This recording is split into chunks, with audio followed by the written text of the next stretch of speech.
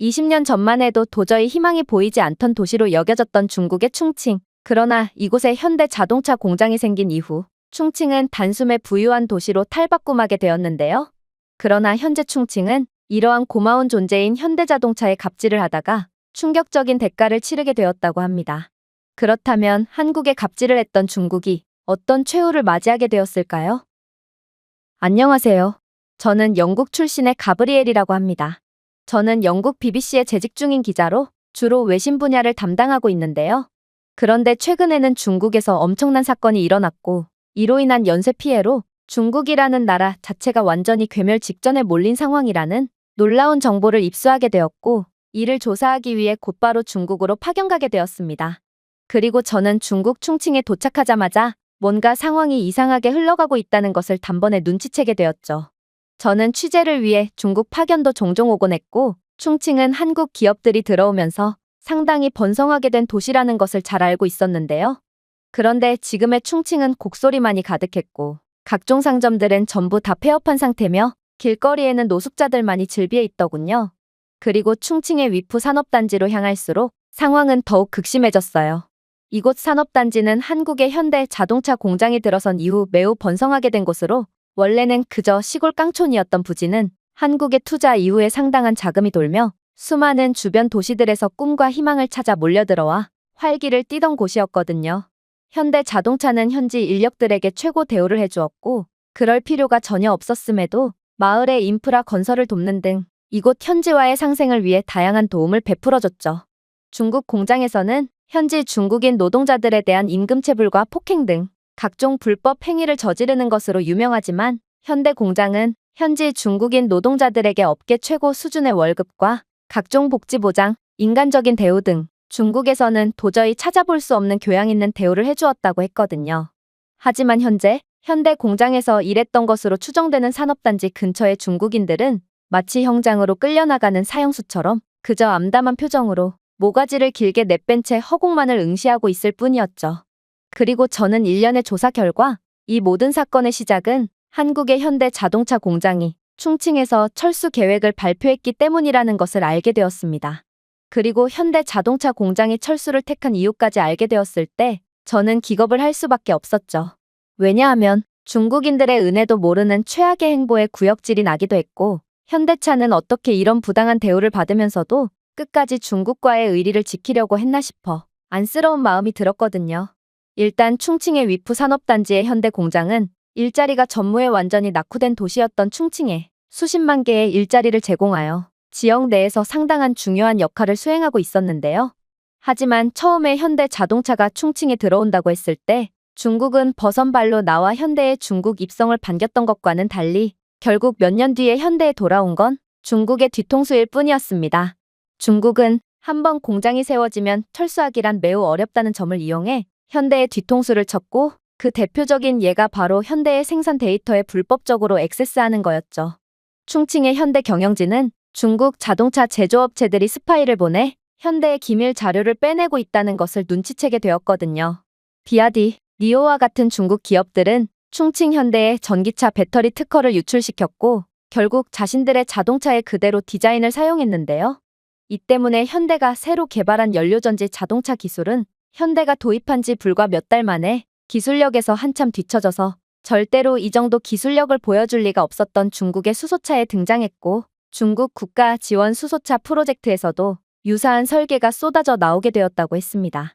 특히나 현대 충칭 공장에서 근무하던 중국 엔지니어들은 현대의 민감한 데이터를 현지 경쟁업체에 전송하다가 적발된 사례까지 있기에 이건 아무리 봐도 중국의 조직적인 기술 빼돌리기가 분명해 보였어요. 결국 현대는 유출된 생산 기술로 인해 1조 원 이상의 지적재산권 도난 피해를 입었고 중국 자동차 회사들은 현대로부터 훔친 기술을 사용하여 현대의 시장 점유율을 줄였고 이로 인해 현대의 판매량이 급감하게 되었죠. 이건 명백히 국제소송감이었고 이러한 지저분한 중국의 술수가 전 세계로 퍼지게 된다면 중국으로 공장을 세우려는 국가는 더 이상 없게 되어 중국에도 막대한 경제적 손실로 다가올 게 분명했는데요. 하지만 현대는 이 상황에서도 한번 눈 감아주는 대인배적인 면모를 보였습니다. 현대는 만약 충칭 현대차 공장이 철수할 경우 수많은 공장 현지 노동 인력들과 현대 자동차의 부품 등을 납품하는 중국 현지의 기업들은 죄다 연쇄 파산할 수밖에 없다며 자신들은 글로벌 대기업으로서 책임감을 느낀다는 대인배적인 발표를 했거든요. 물론 현대의 이러한 대인배적 면모는 분명 아름다웠지만 결과적으로 이러한 용서는 악수가 되었습니다. 용서와 아량을 베푸는 것도 상대를 봐가면서 해야 했는데 불운하게도 상대는 그런 게 통하지 않는 중국이라는 국가였거든요. 중국은 현대 자동차의 기술을 훔치며 현대의 기술력은 생각보다도 훨씬 막강하고 이로 인한 막대한 수익을 가로챌 수 있다는 것을 깨닫게 되었는지 이젠 정부까지 개입하며 현대 자동차를 호구 취급하기 시작할 뿐이었습니다. 현대의 중국 합작 파트너인 BAIC 모터스는 현지화를 위해 필요하다고 주장하며 현대의 엔진 특허에 대한 접근을 요구하는 절대로 있어선 안 되는 매우 무례한 요구를 해오기 시작했는데요. 그런데 현대 자동차 측이 이러한 무례함에 대해 항의하자 이에 대해 오히려 충칭 당국까지 나서 현대의 수소 연료 전지 기술을 중국 국영 자동차 제조업체와 공유하도록 압력을 가하며 만약 협조하지 않을 시 현대의 각종 추가 세금 부과 등의 불이익을 주겠다고 협박을 하는 거 아니겠어요? 하지만 이러한 막대한 불이익을 받게 된다고 해서 한 기업의 영업 비밀을 다른 경쟁사로 넘기는 건 말이 안 되는 일이었기에 현대는 끝까지 기술을 넘기기를 거부했죠. 그리고 충칭 당국은 정말로 현대에 대한 불이익을 주는 미친 행동을 감행하기 시작했어요. 충칭시 정부는 현대의 수익 송환을 차단하고 수익을 중국 내에 고정시켰을 뿐더러 이후로 충칭의 현대 대리점은 허가를 받지 못했고 현대가 충칭에 들어오면서 지급하기로 약속했던 빠른 승인과 정부 보조금까지 전부 무시해버리며 이는 모두 현대자동차가 아닌 중국 기업들에게 돌아갔거든요. 특히나 중국은 현대자동차에 예측할 수 없는 규제를 계속해서 가함으로써 현대자동차로 하여금 불확실성에 대한 리스크를 지게 해 장기 계획을 불가능하게 만들었습니다. 특히나 중국의 가장 소름 돋을 정도로 열악한 면모는 따로 있었는데요. 이들은 공정경쟁 따위는 개나 줘버렸는지 한마음 한뜻으로 현대 죽이기에 동참했다는 것입니다. 그동안 현대자동차는 한국 기업들에게 부품을 받는 것이 훨씬 경제적이었음에도 지역 상생을 위해 구태여 중국 공급 업체를 이용하며 충칭의 지역 경제를 활성화시켜 주었는데요. 그런데 충칭의 공급 업체들은 이러한 현대 자동차에 대한 고마움도 모르고 경쟁 중국 브랜드의 현대의 독점 부품을 비밀리에 공급해버리는 거 아니겠어요? 하지만 현대자동차는 이때도 계속 참기만 했습니다. 현대는 여전히 영업 비밀을 넘기기를 거부했기에 상당한 불이익을 떠안아야 했지만 말입니다. 그래도 현대는 전 세계에 영향력을 끼치는 글로벌 대기업이었어요. 그리고 이 정도 시련쯤은 압도적인 기술력으로 버티겠다는 듯 공정하지 않은 환경 속에서도 끝까지 중국의 기업들과 경쟁했죠. 그런데 이렇듯 현대자동차가 각종 불공정하고 불리한 환경에서도 중국 기업들을 압도하자 이젠 중국 정부까지 나서기 시작했습니다. 중국 정부는 현대가 충칭에 들어온다고 할 때는 좋다고 고개를 숙였지만 한번 들어오면 철수하기가 까다로운 공장의 특성상 중국 정부는 기존의 입장을 전부 철회한 채 노골적인 중국 기업 밀어주기를 하며 현대를 압박했거든요. 이에 더해 중국은 공영방송 등을 이용하며 한한령 등으로 한국 죽이기에 나섰고 한국에 대한 부정적인 이미지를 퍼뜨리기 시작했죠. 동시에 중국은 애국을 할 것을 강요하며 중국인들로 하여금 중국 제품을 구매하도록 대대적인 캠페인 홍보를 벌였습니다. 중국 정부는 국영택시 및 차량 호출 서비스에 현대 차량을 금지하도록 지시했고 중국은행들은 한국산 자동차를 구매하려는 고객들에게 자동차 대출을 거부하여 중국 국내 브랜드만을 구매하도록 강요했거든요.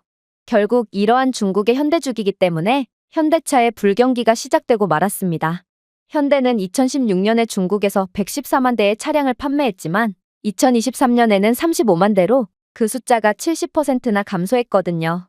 그리고 2024년에 현대는 중국의 노골적인 현대주기이기 때문에 수백억 원의 매출 손실을 기록하기까지 했습니다.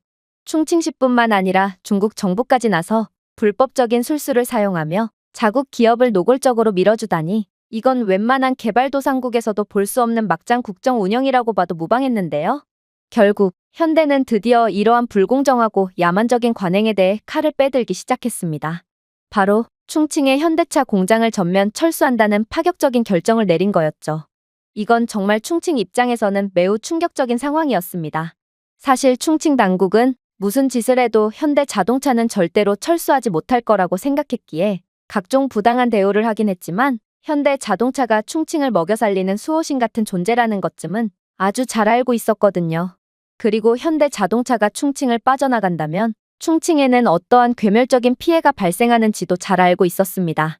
그래서 충칭은 황급히 현대자동차 측으로부터 일방적으로 빼앗아간 여러 특혜들을 돌려주며 그야말로 현대자동차의 발목을 잡고 빌기 시작했습니다. 그러나 현대자동차 측은 조금의 고민도 없이 충칭에서의 전격 철수를 밀어붙였어요. 왜냐하면 현대자동차가 충칭을 빠져나간다고 선언한 또 다른 중요한 이유가 존재했거든요. 그건 바로 현재 중국의 실제 경기는 거의 괴멸적이라고 봐도 무방할 수준으로 최악의 불경기에 빠져 있고 가난해진 중국에서는 도저히 사업을 유지할 가치가 없어졌기 때문입니다. 일단 중국 경제는 GDP의 30%가 부동산에 의존하는 기형적인 경제 구조를 갖고 있는데요.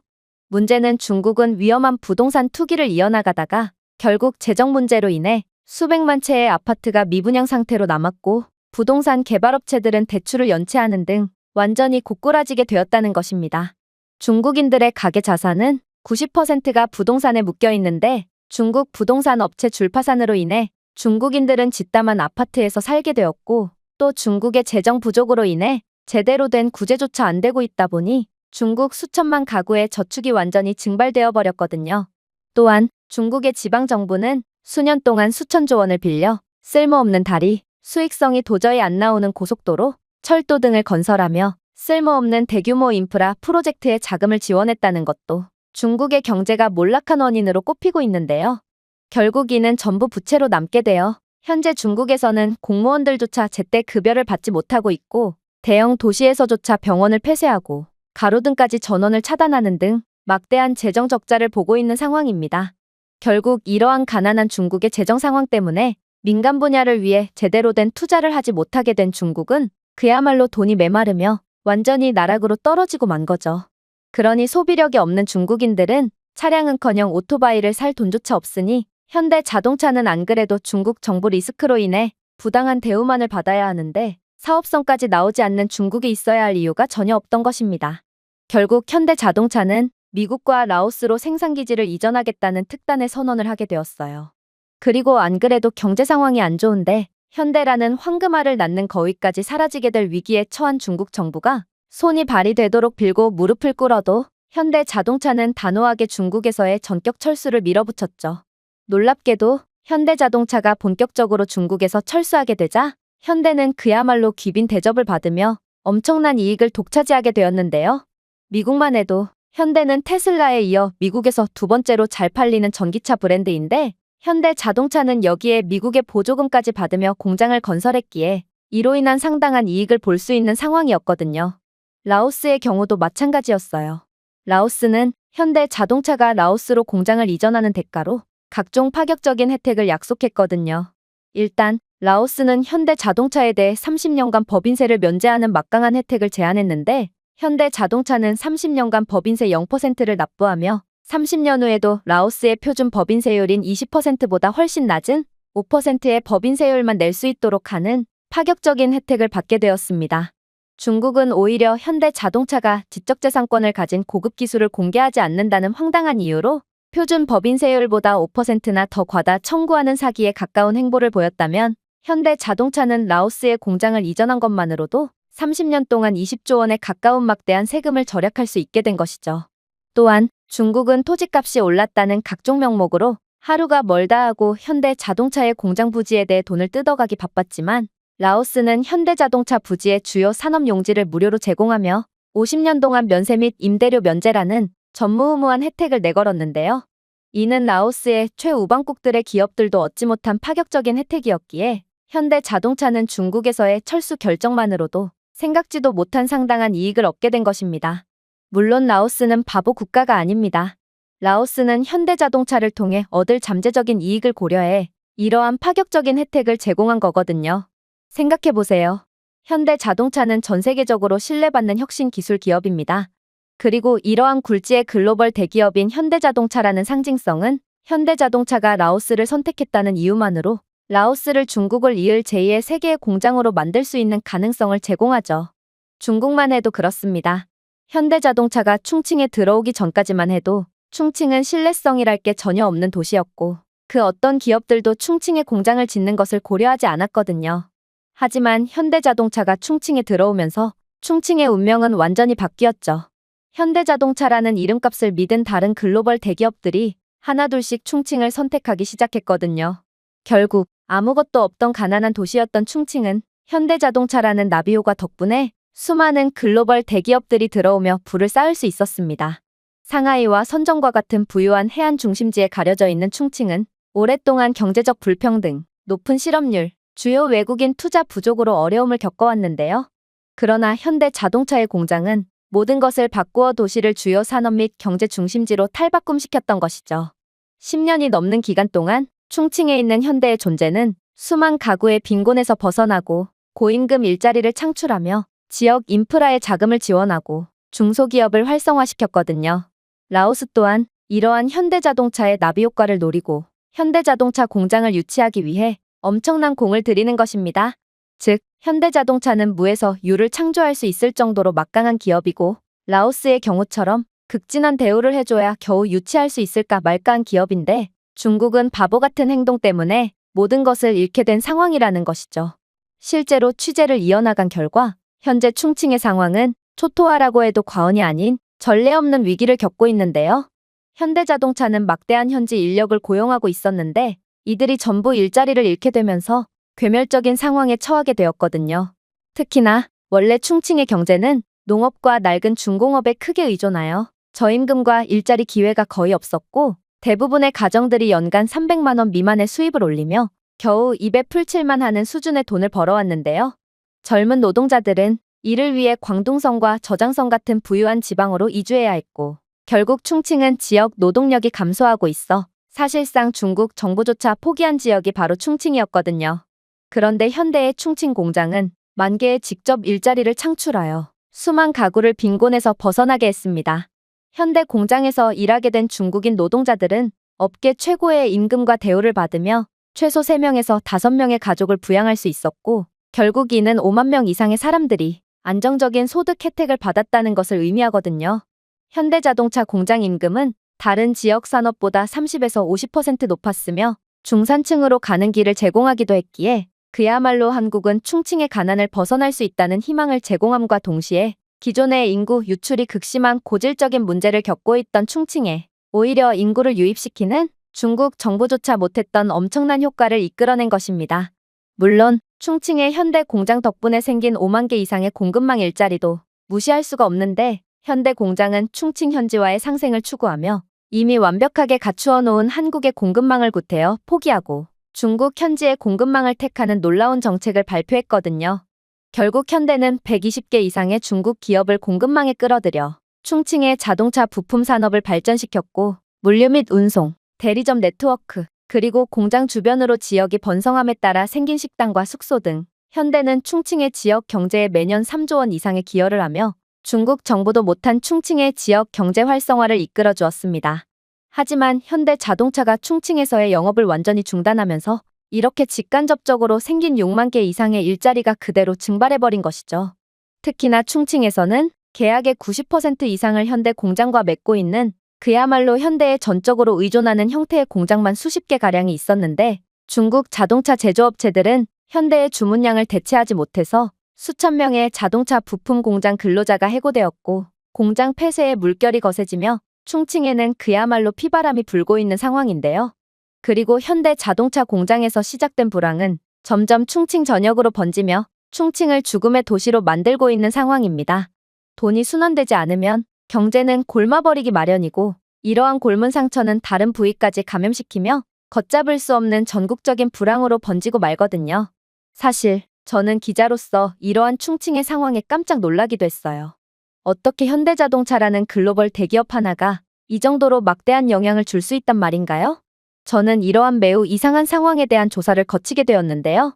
그런데 저는 조사 결과 충격적인 정보를 얻게 되었습니다.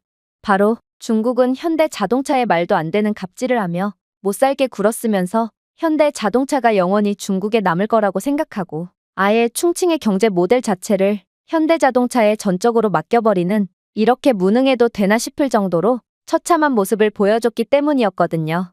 중국 정부는 충칭의 경제를 다각화해야 할 중소기업들을 전부 무시하면서까지 모든 인센티브를 현대에 집중시켰고 결국 충칭시 산업 생산의 90% 이상이 현대와 직간접적으로 연결되게 되어 현대가 사라질 시 경제를 지속할 만한 대체 사업이 없었는데요.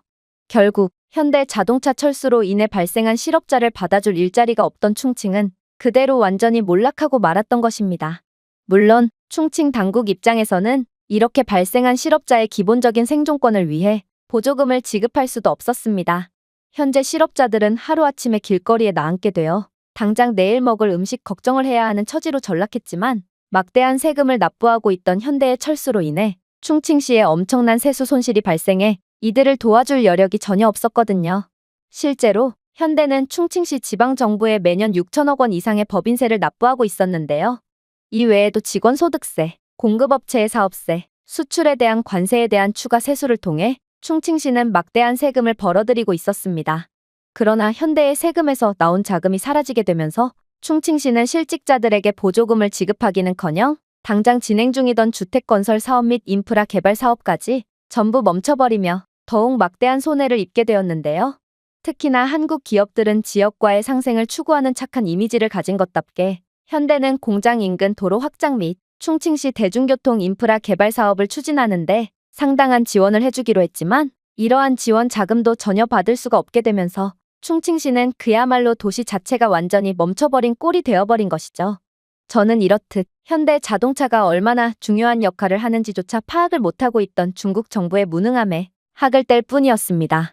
그야말로 현대자동차는 사실상 충칭시 당국보다도 우위에 있는 상황이었고 중국 정부는 마땅히 라오스가 현대자동차를 거의 상전 떠받들듯 막대한 혜택을 제공하고 있는 것처럼 현대를 위해 간이고 쓸개고 전부 빼내줘도 모자랄 판국이었거든요. 하지만 중국은 주제도 모르고 현대의 역갑질을 시도했고 이는 결국 파국적인 재앙을 가져와 수십만 명의 중국인들을 구렁텅이에 몰아넣었던 것입니다. 하지만 제가 취재를 하면서 가장 소름이 돋았던 점은 따로 있었습니다.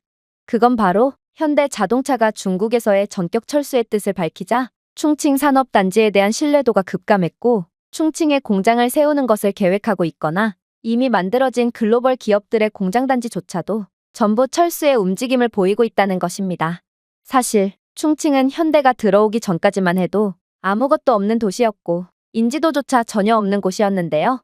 충칭이 세계의 공장으로 유명세를 치르게 된 건 전부 현대 덕분이었고 애초에 현대가 없으면 아무것도 아닌 시골 도시가 바로 충칭입니다. 글로벌 대기업들은 충칭에 공장을 만들 계획이 전혀 없었지만 한국의 현대 자동차라는 굴지의 글로벌 대기업이 들어오자 이 도시를 신뢰하고 공장 개발 계약을 체결한 거였거든요. 그런데 현대 자동차 공장이 철수를 발표했고 현대가 철수를 할 수밖에 없던 이유도 가관이었기에 충칭 및 중국 지역에 대한 불확실성이 커지기 시작했고 결국 현대를 믿고 들어온 다른 글로벌 기업들은 더는 중국에서 사업할 필요가 없다고 생각하게 된 것이죠. 산업 스파이 및 기존 계약까지 전부 무시하는 중국의 적대적인 비즈니스 정책은 글로벌 대기업 입장에서는 정말 최악이라고 봐도 무방했고 중국의 심각한 내수 침체로 인해 소비자 시장이 악화되면서 점점 글로벌 기업들은 중국에 대한 매력을 잃었거든요. 결국 포드, 닛산 등 다른 해외 자동차 제조업체들은 현재 현대 자동차를 따라 중국 공장을 철수하려는 움직임을 보이고 있는 중인데요. 자신들은 애초에 한국 기업만 믿고 중국에 진출했는데 현대가 없는 충칭은 너무나도 불확실하고 더 이상 이곳에 있을 가치가 없다고 판단했던 거였죠. 이러한 포드와 닛산의 공장 철수는 추가적인 중국인 실업자 10,000명을 발생시킬 것으로 예상되므로 충칭은 엎친 데 덮친 격으로 상당한 피해를 받게 되는 셈이었습니다. 물론 충칭 산업단지에 대해 매력을 느껴 대규모 계약을 추진 중이었던 테슬라 및 애플의 경우에도 현대 자동차의 공장 철수 소식을 듣자마자 중국과 논의 중이던 계약을 전면 취소하며 다른 동남아 시장으로 눈을 돌리기로 결정했는데요. 즉, 현대자동차 철수로 인해 발생한 실직자를 받아줄 공장은 더 이상 존재하지 않는다는 뜻이며 충칭은 계약 중이던 사업까지 완전히 짓뭉개지면서 안 그래도 없는 형편에 천문학적인 잠재적인 수익까지 포기하게 되었다는 것입니다. 충칭 당국 입장에서는 이것만큼 속이 터지는 일도 없을 것입니다. 중국에서 철수한 현대자동차는 현재 라오스에서 황제 취급을 받으며 막대한 이익을 쌓고 있는 중이고 다른 동남아 국가들도 현대자동차를 어떻게든 데려오기 위해 라오스보다도 훨씬 파격적인 혜택을 제공하며 사실상 자신들의 국가보다 현대자동차 하나가 더욱 중요하다는 것을 인지하고 바싹 엎드리고 있거든요. 하지만 현대를 잃은 중국은 안 그래도 경제가 매우 어려운 상황에 충칭이라는 거대한 도시 자체가 완전히 침몰되는 수모까지 겪으니 이들의 눈에서는 피눈물이 마를 날이 없는 것이죠. 사실 한국의 이러한 사례는 베트남을 떠오르게 하기도 합니다. 한국은 중국 이전에 베트남에 상당한 투자를 했고 지역 상생을 최우선으로 생각하던 착한 한국은 베트남에 관대한 임금과 복지 정책을 베풀어줬으며 인프라 투자까지 해주며 베트남 경제 발전에 상당한 노력을 해주었거든요. 그러나 이러한 한국의 호의에 돌아온 건 베트남의 뒤통수였고 베트남은 중국처럼 한국에 역갑질을 하며 한국이 건설한 공장 부지를 인질로 잡고 협박을 하기 시작했거든요. 하지만 베트남은 한국을 완전히 잘못 판단하고 있었습니다.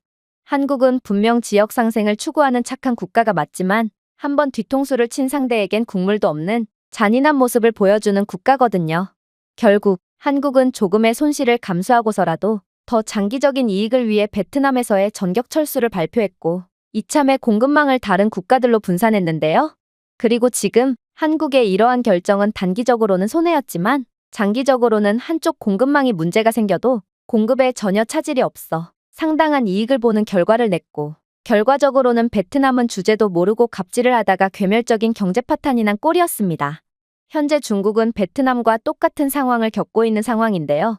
중국은 주제도 모르고 현대 자동차의 기술을 빼갔을 뿐만 아니라 정부 차원에서 현대의 기밀을 추가적으로 빼가려고 했고 이러한 갑질은 충칭이라는 도시를 20년 전에 가난한 유령 도시로 완전히 회귀시켰거든요.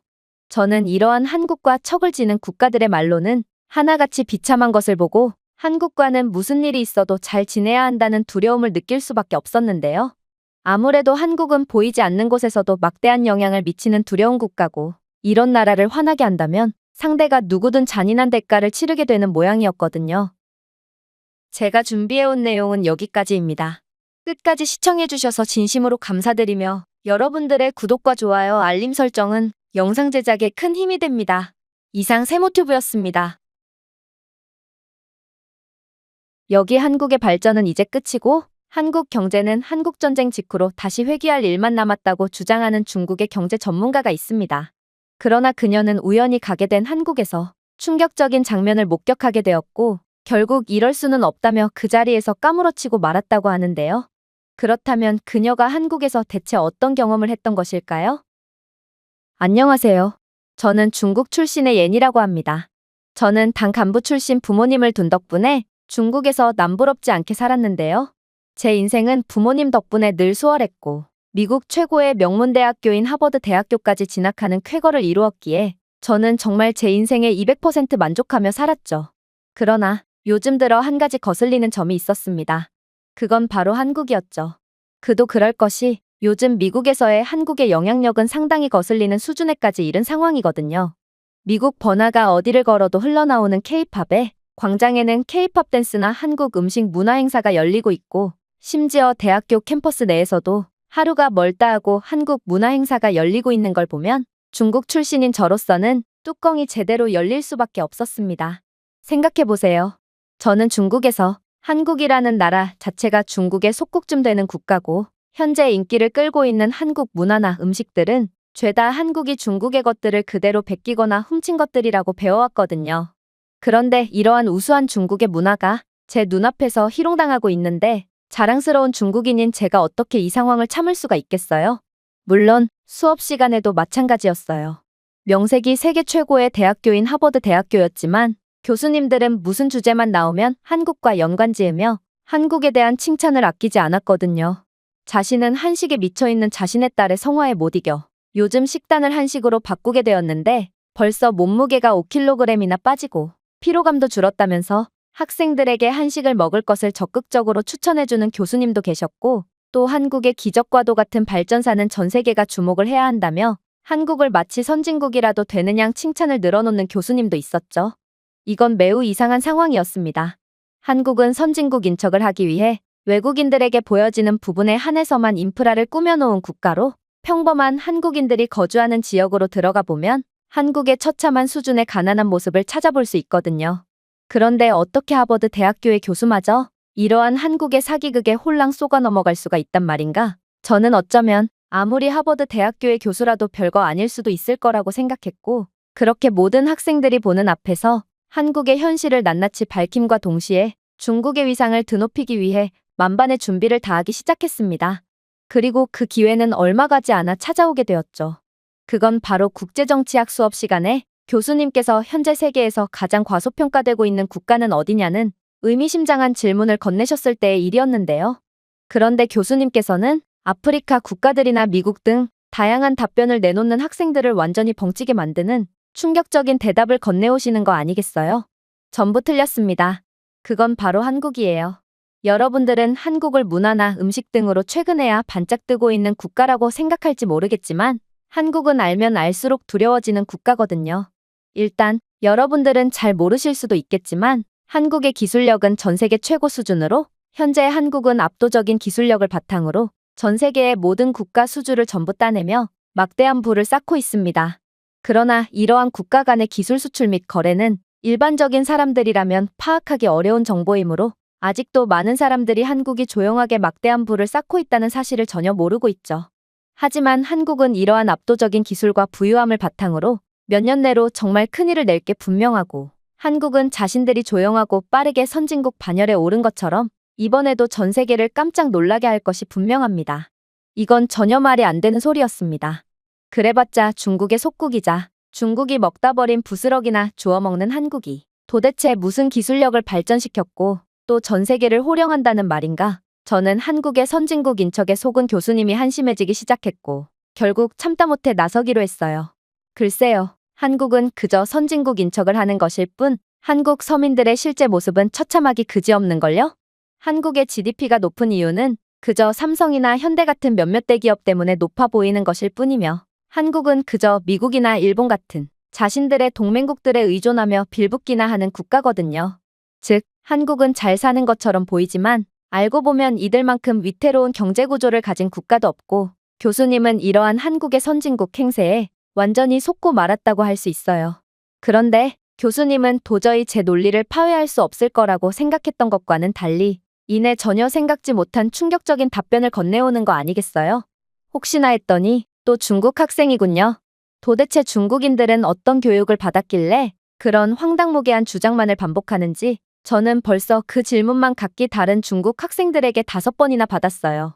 그리고 그 5명의 중국 학생들 모두 제 질문에는 도저히 답변하지 못하더군요. 자, 제가 학생과 같은 논리로 질문을 해보겠습니다. 학생의 주장과는 달리 한국은 통계를 보더라도 중소기업들도 상당한 경쟁력을 갖추고 있고 결과를 내고 있는 국가지만 중국 경제야말로 정말로 소수의 대기업들에만 의존하고 있는데요. 중국 경제의 상당 부분이 화웨이, 텐센트, 비아디와 같은 국영 기업에 의존하고 있거든요. 하지만 중국은 경제 수준을 놓고 보자면 아직도 개발도상국 수준을 벗어나지 못하고 있습니다. 그렇다면 중국은 개발도상국에서도 꼴찌 수준의 극악의 빈민국이라고 봐도 무방한가요? 한국은 중국과는 달리 반도체, 자동차, 조선, 그리고 K-팝과 게임, 드라마 등의 엔터테인먼트 분야에서 수출 호조를 보이며 고도로 다각화된 경제를 가지고 있기에 애초에 학생의 논리는 전제부터가 잘못된 수준 낮은 주장이지만 말이에요.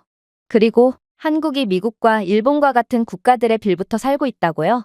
글쎄요. 한국은 사실 세계 경제의 선두주자이며 세계에서 가장 큰 무역 흑자를 기록하고 있습니다. 한국은 반도체, 전기차 배터리 등에서 첨단 기술 수출을 주도하고 있으며 오히려 미국과 일본이 이러한 한국의 기술력에 의존하고 있죠.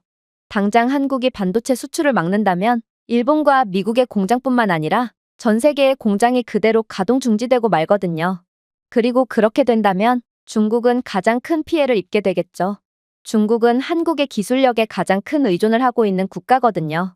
그래서 중국은 한국과의 관계에서 항상 쩔쩔매고 있는 것입니다. 즉, 학생의 주장은 완전히 잘못되었으며 오히려 중국이 한국의 기술력에 빌붙으며 국가의 경제 구조 자체를 한국에 전적으로 맡긴 기형적인 국가라는 말입니다. 저는 교수님의 주장에 완전히 얼이 빠질 수밖에 없었습니다. 이건 도저히 예상치도 못한 답변이었고 중국의 공영방송이나 학교 시간에 배운 한국은 중국에 의존만 하는 가난하고 기술력도 없는 국가라는 내용과는 정반대되는 논리였거든요. 그래서 저는 현재 중국이 기술 수출로 상당한 부를 누리고 있는 점을 강조하며 그래봤자 전 세계는 중국의 소나기에 있다고 주장하며 상황을 무마해 보려고 했는데요. 그런데 교수님은 이런 저를 보고 고개를 가로젓더니 이내 경악을 금치 못할 말을 해오는 거 아니겠어요? 분명 중국은 인건비가 없는 저가 정책을 사용하며 상당한 경쟁력을 보이는 듯했죠. 그런데 학생은 그러한 중국의 저가 정책도 한국에 의해 완전히 박살이 났다는 사실을 알고 있나요? 정말로 중국은 유럽의 각종 기술 강국들마저 압도적인 가격 경쟁력으로 이기는 듯 싶었으나 한국은 중국의 담당 사육사답게 이번에도 전 세계를 어지럽히려는 중국을 완전히 제압해버렸거든요. 일단 그 대표적인 예가 바로 멕시코의 고속철도 수주 사업이었습니다. 멕시코는 수도인 멕시코시티와 과달라하라를 연결하는 고속철도 프로젝트의 국제 입찰을 발표했고, 멕시코는 30조 원이라는 고속철도 사업치고는 이례적으로 막대한 금액을 내걸었거든요. 사실 이러한 멕시코의 과감한 입찰은 많은 의미를 내포하고 있습니다. 멕시코는 혼잡을 줄이고 관광과 사업을 통한 경제 발전을 촉진하기 위한 530km의 장거리 노선을 원했고, 이 철도 노선은 분명 관광사업 촉진과 멕시코 최대 산업 중심지와 비즈니스 중심지 간의 무역 연결성을 강화하여 멕시코에 많은 경제적 이익을 안겨줄 것이 분명했거든요. 또한 30조 원이라는 막대한 금액도 금액이지만 이번 멕시코와의 계약을 따낸다면 추가적으로 이어지는 보상도 상당히 달콤했습니다. 왜냐하면 멕시코는 생각보다도 훨씬 중요한 국가이기 때문이죠. 일단 멕시코는 많은 인구를 보유한 거대한 경제 규모를 가진 국가로 라틴 아메리카를 대표한다는 상징성을 갖고 있습니다. 이는 추후 라틴 아메리카 국가에 추가적인 인프라 사업을 벌이는데도 상당한 이점으로 작용할 게 분명했죠. 라틴 아메리카 국가들은 대부분 1인당 GDP가 낮은 저개발 국가들이고, 이 말은 아직도 개발할 것들이 상당히 많이 남아있기에 많은 기회가 남아있는 곳이라는 뜻이거든요. 그리고 그러한 연쇄 국가 수주의 시작점이라고 볼 수 있는 멕시코와의 이번 계약을 성사시키는 국가는 라틴 아메리카의 인프라 미래를 장악하며 추후 30년은 놀고 먹을 수 있는 막대한 이권을 얻게 된다는 뜻과 다름이 없었습니다. 라틴 아메리카 국가들은 1인당 GDP는 낮아도 인구수가 상당히 많아서 생각보다 경제 규모가 매우 크거든요. 브라질, 아르헨티나, 콜롬비아 등의 나라가 그 대표적인 예시고, 이들은 가난해 보여도 아무튼 막대한 사업 비용을 감당할 수 있는 숨겨진 보석 같은 국가들이라는 말과 동시에 이 계약은 30조 원이 아닌 총 확장 잠재력은 240조 원에 달하는 수준이라는 어마무시한 분석 결과까지 나온 상황입니다. 그리고 이러한 부분은 중국에 있어서 그 무엇보다 중요했죠.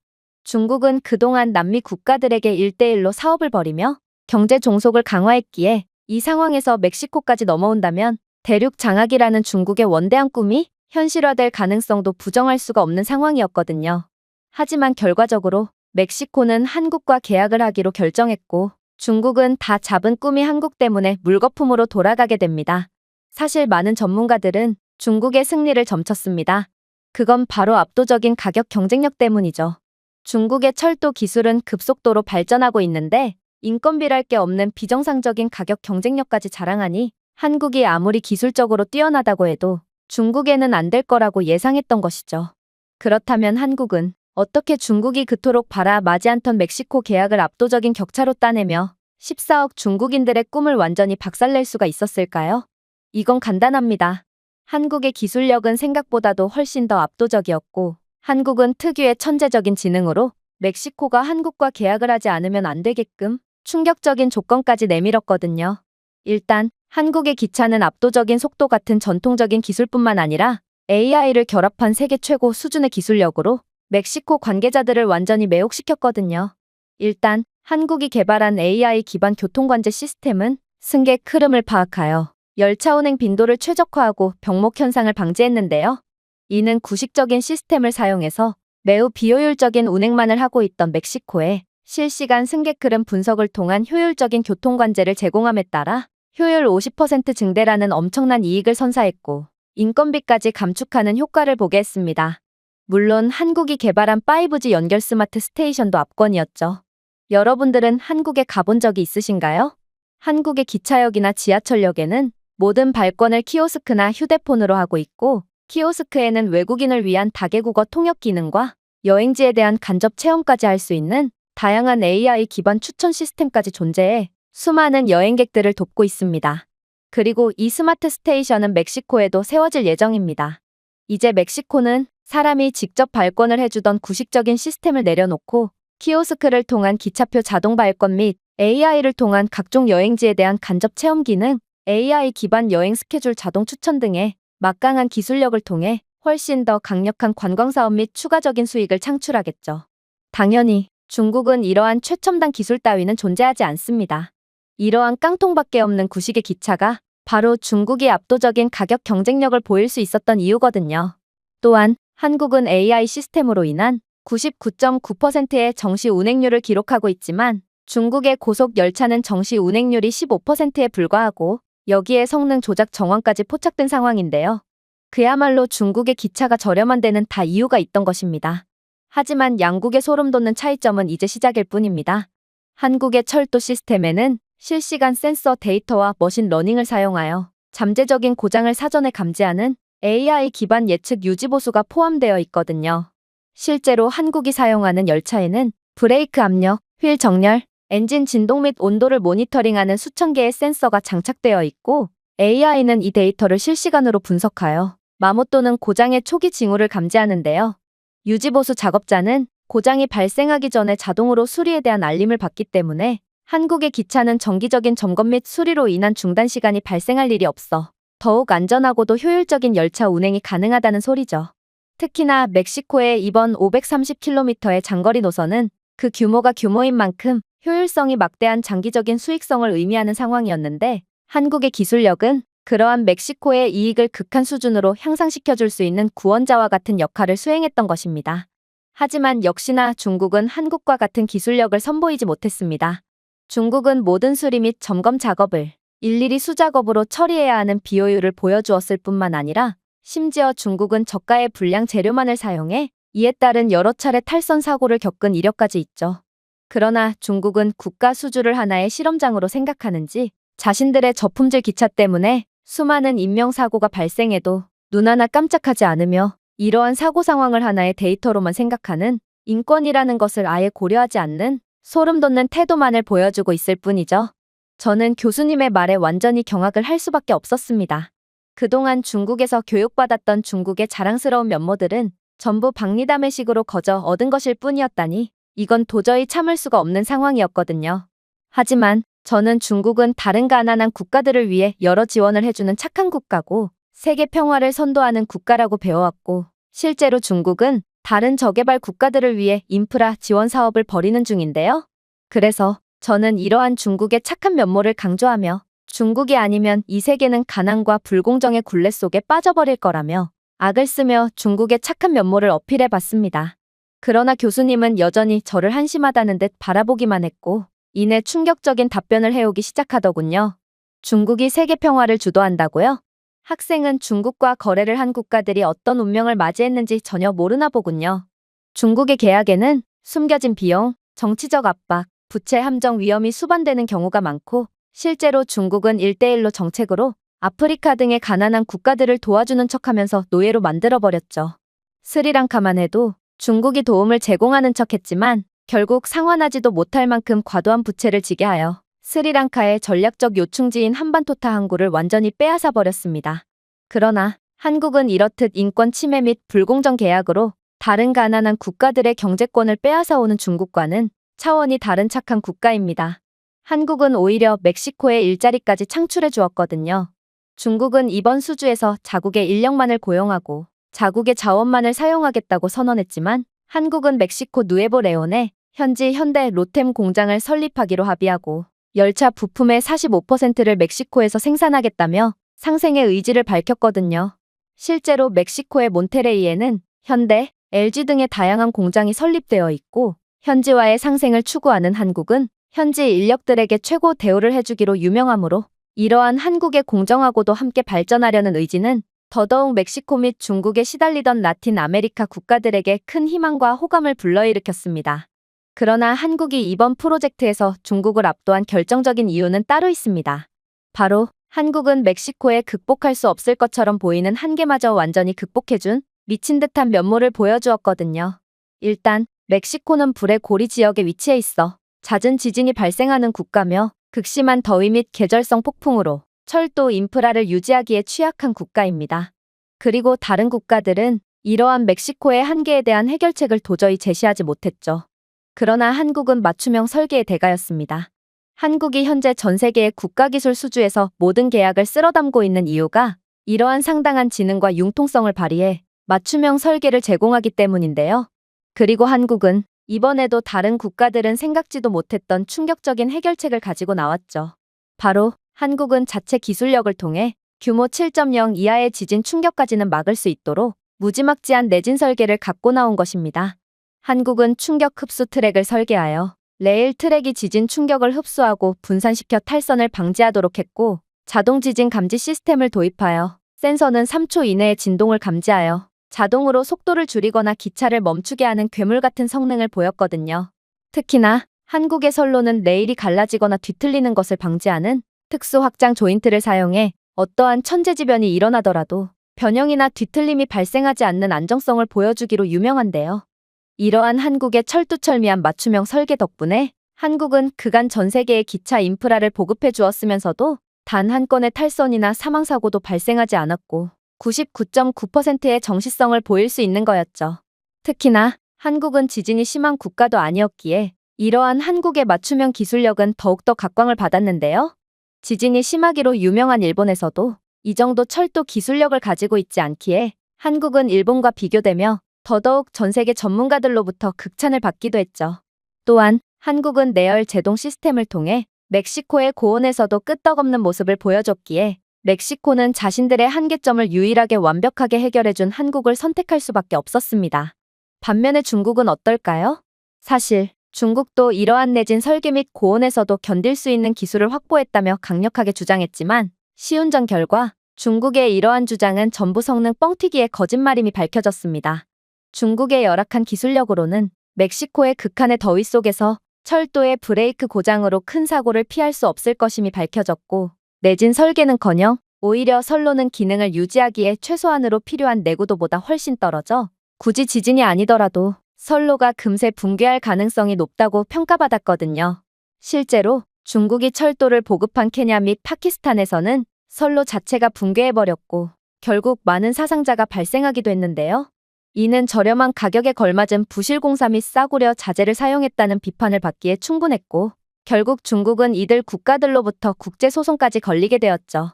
그러나 중국의 대응은 충격적이었습니다. 중국은 이러한 국제소송에서 패소했음에도 보상을 전부 무시해버리는 막장 대응을 이어나갔거든요. 심지어 중국이 태국과 라오스, 에티오피아에 보급한 기차는 조사 결과 성능 사기 및 성능 뻥튀기를 했다고 밝혀졌는데요. 최첨단 기술력으로 무장했다던 중국의 고속철도는 알고 보니 낡은 중앙 집중식 전력 시스템에 의존하고 있었고, 엔진 하나가 고장나니 열차 전체가 비활성화 되어버렸거든요.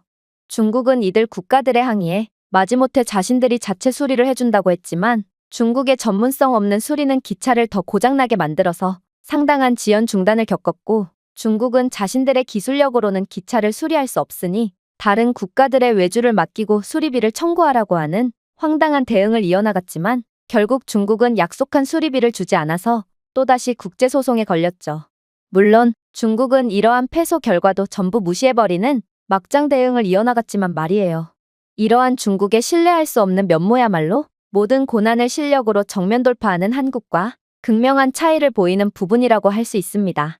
그리고 전 세계 선진국들도 파회하지 못한 중국의 저가 정책을 실력 하나로 깨부순 한국은 이제 멕시코를 넘어 마지막 남은 기회의 땅이라고 불리는 라틴 아메리카의 수주 계약을 전부 독차지하게 되며 엄청난 부를 독점하게 되겠죠.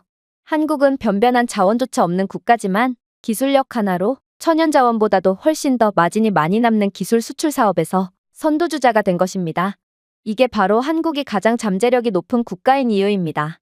한국은 조용히 막대한 이익을 챙겨오고 있고 이번 멕시코 계약을 시작으로 전 세계적으로 막대한 영향을 끼치며 기존의 선진국에 대한 정의를 완전히 뒤바꿀 것이 분명하거든요. 저는 교수님의 말에 완전히 할 말을 잃고 말았습니다. 그리고 저는 미국인 교수님은 괜히 중국이 싫어서 헛소리를 나열하고 있을 뿐이라고 생각하는 등 그야말로 현실 도피의 단계까지 이르렀죠. 결국 저는 교수님의 말이 채 끝나기도 전에 큰 소리를 치며 자리를 박차고 일어나 버렸어요. 교수님은 그냥 중국이 부러워서 중국을 무작정 깎아내리며 열등감을 표출하고 있을 뿐이에요. 누가 뭐래도 한국은 가난하고 기술력조차 없는 국가가 맞고 제가 다음 주에 이 자리에서 그러한 한국의 면모를 증명해 보임으로써 교수님이 거짓말을 하고 있다는 사실을 만천하에 공개하겠어요. 저는 제가 직접 한국에 가서 한국의 후진적인 면모를 취재해 오기로 했고, 그 결과를 모두가 보고 있는 이 자리에서 증명하기로 했는데요. 그러나 교수님은 그런 저를 보고 당황을 하기는커녕 그저 저를 측은하다는 듯 쳐다볼 뿐이었고, 저는 그러한 교수님의 태도에 완전히 이성을 잃고 그 자리에서 한국행 비행기를 예매한 후 그대로 한국으로 떠나버렸습니다. 그리고 저는 한국에 도착하자마자 경악을 할 수밖에 없었죠. 왜냐하면 저는 분명 중국에서 가난하고 중국의 지원이 없으면 말라 죽는 처절한 한국 영상을 수없이 접했음에도 그건 전부 합성된 가짜 영상이었는지 직접 온 한국에서 그러한 가난한 장면을 일절 볼 수가 없었거든요. 일단 저는 한국은 보여주기에 미쳐있는 국가라는 것을 잘 알고 있었고, 그 즉시 관광객이 단 한 명도 없는 지역으로 향했는데요. 그런데 한국은 이러한 평범한 지역에서도 상하이와 선전처럼 중국에서 가장 발전된 도시보다도 훨씬 더 위대한 모습을 보여주고 있는 거 아니겠어요? 일단 인정하기 싫었지만 한국의 거리는 흠잡을 데 없이 깨끗했는데, 길거리에는 중국의 일선 도시에서도 손쉽게 찾아볼 수 있는 쓰레기 더미도 없었고, 먼지와 대소변 자국으로 덮인 보도도 없었으며 비위생적인 노점상도 아예 존재하지 않았어요. 한국의 길거리는 그저 모든 것이 완벽하게 잘 관리되고 있었죠.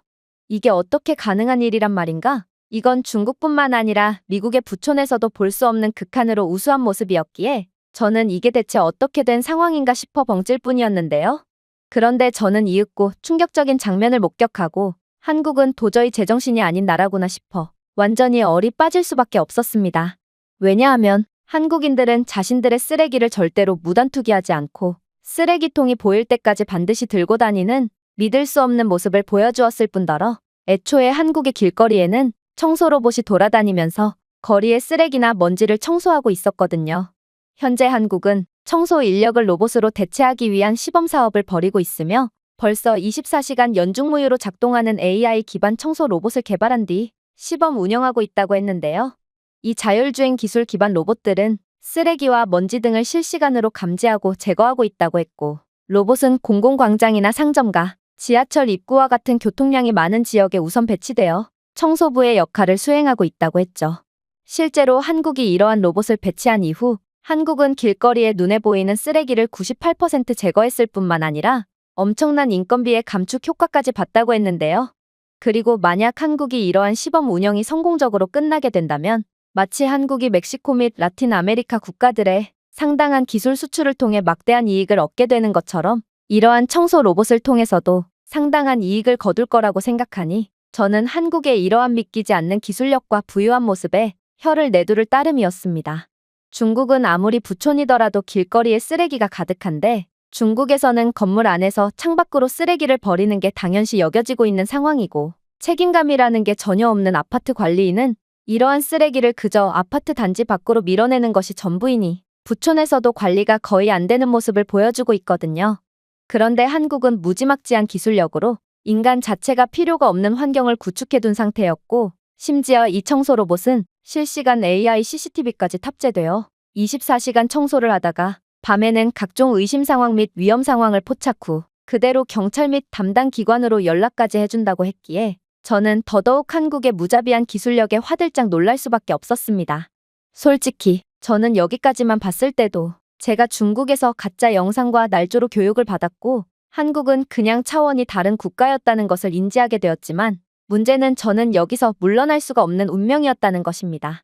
저는 그렇게나 교수와 학생들 앞에서 큰 소리를 뻥뻥 친 상황이었는데, 이대로 빈손으로 돌아간다면 저뿐만 아니라 중국이라는 조국도 완전히 개망신을 시키는 꼴이었거든요. 그래서 저는 어떻게든 한국의 가난한 모습을 찾기 위해 노력했습니다. 그러나 그렇게 발걸음을 내디듬과 동시에 저는 한국의 열악한 면모를 포착하게 되었고, 역시 한국이 그럼 그렇지 하며 한국을 다시금 무시하게 되었는데요. 왜냐하면 한국의 이곳저곳에는 실시간 대기오염 수준을 알려주는 전광판이 존재하고 있었는데, 이곳 전광판의 대기오염의 질을 번역해보니 매우 나쁜 수준이라고 적혀 있었거든요. 사실 저는 한국은 대기오염이 매우 심각한 국가로 한국에서 발생한 미세먼지 및 초미세먼지는 중국으로 건너와 중국을 오염시키고 있다고 들었는데요. 중국의 대기질이 매우 안 좋은 이유도 전부 한국 때문인 셈이었죠. 그리고 역시나 한국의 대기오염 수준은 상당히 좋지 않았고, 저는 이러한 국제적으로 민폐를 끼치는 한국의 한심한 면모를 촬영한 채 정확한 정보를 담기 위해 한국의 정확한 미세먼지 수준을 조사했습니다. 그리고 저는 검색을 시작함과 동시에 까무러치게 놀랄 정보를 얻게 되었죠. 바로 현재 중국의 미세먼지 수치는 한국보다 훨씬 더 높은 수준이었기 때문입니다. 생각해보세요. 한국의 미세먼지가 중국으로 흘러들어갔다면 도대체 어떻게 한국보다 중국의 미세먼지 수치가 더 높을 수가 있겠어요? 즉, 이건 한국의 미세먼지가 중국에 피해를 주고 있다는 중국의 공영방송의 보도와는 달리 실상은 중국의 미세먼지가 한국에 피해를 주고 있는 상황이었다는 것입니다. 심지어 충격적인 상황은 이뿐만이 아니었어요. 바로 제가 그렇게 믿기지 않는 사실을 포착하고 그 자리에 멍하니 서 있을 때의 일이었는데요. 제가 미세먼지 수치를 검색해 볼 때부터 옆에 있는 신호등이 뭔가 이상하다 싶었는데 신호등의 주기가 불규칙하다는 느낌이 들었거든요. 그런데 알고 보니 한국은 전국적으로 AI 기반 스마트 교통 시스템을 구축해둔 국가였고 실시간 차량 흐름 및 유동 인구에 따라 신호등이 실시간으로 자동으로 조정되어 혼잡을 최소한으로 유지하고 있던 거였기 때문에 신호등의 주기가 불규칙했던 거였어요. 이건 정말 말도 안 됐습니다. 도대체 한국은 어떻게 이런 무지막지한 기술을 개발할 수가 있단 말인가요? 나중에 알고 보니 한국은 이러한 최첨단 기술을 통해 출퇴근 시간대의 혼잡도를 무려 50%나 줄이는 미친 듯한 효율을 보여줬다고 하는데요. 그래서 전 세계 국가들에서는 한국의 이러한 스마트시티 인프라를 수입하고자 줄을 서고 있는 상황이라고 했습니다. 중국은 아예 신호등 자체가 존재하지 않는 도로들도 상당히 많고 무단횡단 및 신호 위반이 일상처럼 벌어지는 상황인데 한국은 그런 중국을 비웃기라도 하듯 이미 두 차원은 격차가 나는 기술력을 선보이고 있던 거였죠. 물론 한국은 그저 평범해 보이는 광고판조차 수준이 달랐어요. 보통 어느 상권의 낮과 밤의 유동인구의 인구 통계는 다른 경우가 많은데 낮보단 밤에 활보하는 인구의 연령대가 높은 게 사실이거든요. 그런데 한국은 이러한 실시간 인구의 연령대를 포착하는 최첨단 광고판을 설치해둔 상태였고 유동인구의 성별 및 연령대에 따라 최적의 맞춤형 광고를 제시하는 충격적인 기술력을 보여주고 있었고 저는 무슨 이런 나라가 다 있나 싶어 완전히 기겁을 할 수밖에 없었는데요. 중국에서는 광고판에 광고를 하는 비용보다 광고판을 든 사람의 인건비가 더 저렴하다는 이유로 번화가에 나가보면 이러한 광고판을 들고 다니는 사람들이 수도 없이 많거든요. 그러나 한국은 그런 중국보다 훨씬 진보된 모습을 보여주고 있던 것입니다. 저는 이러한 평범한 지역에서도 흠잡을 데 없는 모습을 보여준 한국에 완전히 얼이 빠져버렸습니다. 그리고 저는 이대로 무기력하게 대학교로 돌아가서 지금껏 겪어본 적 없는 엄청난 수모를 겪겠구나 싶어 대학교 자퇴까지 진지하게 고민했죠. 그런데 그렇게 한숨을 푹 쉬며 목이나 축이기 위해 편의점에 들어간 저는 그대로 말문이 막히고 말았습니다. 왜냐하면 이 편의점은 직원 없이 무인으로 운영되는 편의점이었는데 한국인들은 감시를 하는 사람이 없더라도 단 한 명도 빼놓지 않고 양심껏 결제를 마치는 도저히 말이 안 되는 모습을 보여주었거든요. 사실 이건 중국인인 저로서는 그 무엇보다도 충격적인 부분이었습니다. 현재 중국에서는 지금의 중국은 예전의 시민의식이 낮은 중국이 아니며 중국인들의 시민의식과 경제 수준이 높아진 만큼 이제 중국도 선진국 반열에 올랐다는 말이 슬금슬금 나오고 있는 상황인데요. 그리고 이러한 중국의 사회적 분위기에 힘입어 중국의 대기업에서는 천문학적인 자본을 투자해서 편의점을 전부 무인 편의점으로 교체하는 파격적인 행보를 보였죠. 만약 이번 무인 편의점이 성공한다면 기업 입장에서는 막대한 운영비 절감 효과를 거두게 되어 장기적으로 봤을 때 상당한 이익을 가져올 게 분명해 보였습니다. 또한 이건 중국의 높은 수준의 시민의식을 전 세계에 보여줄 수 있는 절호의 기회이기도 했어요. 그러나 결과적으로 이 전국적인 무인 편의점 매장은 일주일 만에 전격 철수하게 되었죠. 왜냐하면 중국인들은 무인 편의점이 공개되자마자 하나같이 물건을 훔쳐갔고 결국 편의점은 뼈대만 앙상하게 남아버렸거든요.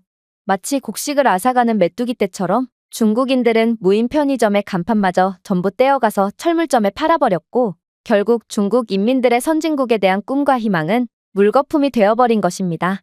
물론 이러한 중국의 모습을 집중 취재하던 외신 기자들 또한 중국은 여전히 개발도상국일 뿐이었다는 것을 자신들 스스로 증명했다며 보도를 내보냈고 결국 중국은 국제적인 개망신을 당해버렸죠.